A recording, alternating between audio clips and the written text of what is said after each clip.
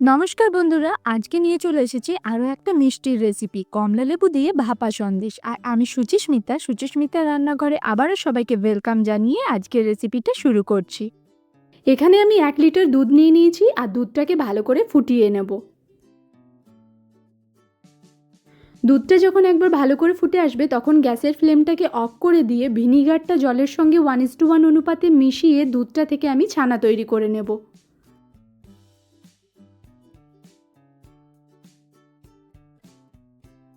দেখতেই পাচ্ছেন দুধটা থেকে ছানাটা কি সুন্দরভাবে তৈরি হয়ে গেছে। এবার ছানাটাকে একটা পাতলা কাপড়ের মধ্যে ঢেলে জল দিয়ে ভালো করে ধুয়ে নেব, যাতে ছানার মধ্যে ভিনিগারের কোনো স্মেল না থাকে।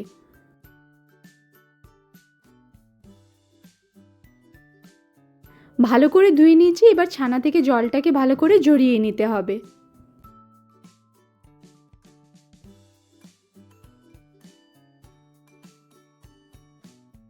এবার এখানে আমি দুটো কমলালেবু কেটে নিয়েছি। এবার কমলালেবু থেকে এইভাবে রসটাকে বের করে নিচ্ছি।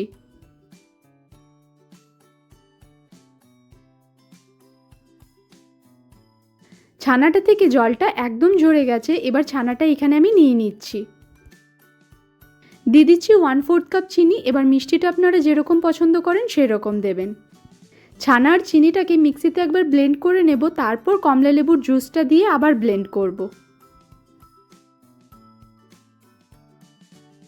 কমলালেবুর জুসটা দেওয়ার পর ছানার সঙ্গে খুব ভালো করে ব্লেন্ড করে নিয়েছি। তারপর এখানে আমি একটা কেক টিনের মধ্যে ঘি মাখিয়ে নিয়েছি। আপনারা যে কোনো পাত্র নিয়ে নিতে পারেন। তারপর এর মধ্যে ছানার মিশ্রণটা দিয়ে ভালোভাবে সমান করে নিতে হবে।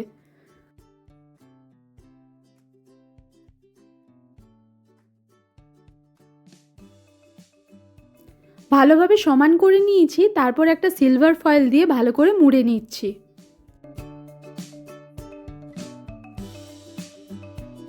এখানে জলটা আমি 10 মিনিট আগেই ভালো করে গরম হতে দিয়েছিলাম। জলটা গরম হয়ে যাওয়ার পর একটা স্ট্যান্ড দিয়ে কেক টিনটাকে বসিয়ে 15 থেকে 20 মিনিটের জন্য স্টিম হতে দেব।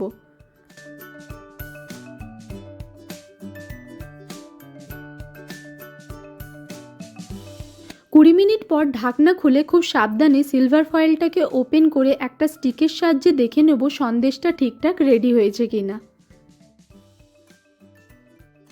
দেখতে পাচ্ছেন স্টিকটা কিন্তু একদম ক্লিয়ার বেরিয়ে এসছে। এটার মধ্যে যদি কিছু লেগে থাকতো তাহলে সন্দেশটাকে আরও কিছুক্ষণ স্টিম হতে দিতে হতো।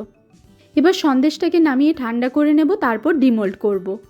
1 ঘন্টা রেখে দিয়েছিলাম, একদম ঠান্ডা হয়ে গেছে। এবার সন্দেশটাকে ডিমোল্ড করে নিচ্ছি। দেখতেই পাচ্ছেন সন্দেশটার মধ্যে কি সুন্দর একটা জালি জালি ভাব এসছে, আর ততটাই কিন্তু সফট হয়েছে। সন্দেশটাকে এবারে ছোট ছোট পিসে কেটে নিচ্ছি।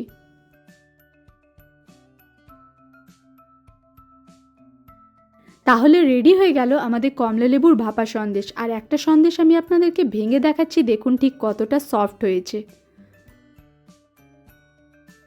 এইরকম কমলালেবুর ভাপা সন্দেশ বাড়িতে একবার বানিয়ে দেখতেই পারেন, খেতে কিন্তু খারাপ লাগবে না। আর প্রতিবারের মতো এবারেও কিন্তু কমেন্ট করে জানাতে ভুলবেন না রেসিপিটা আপনাদের কেমন লাগলো। আজকের মতো তাহলে এতটুকুই।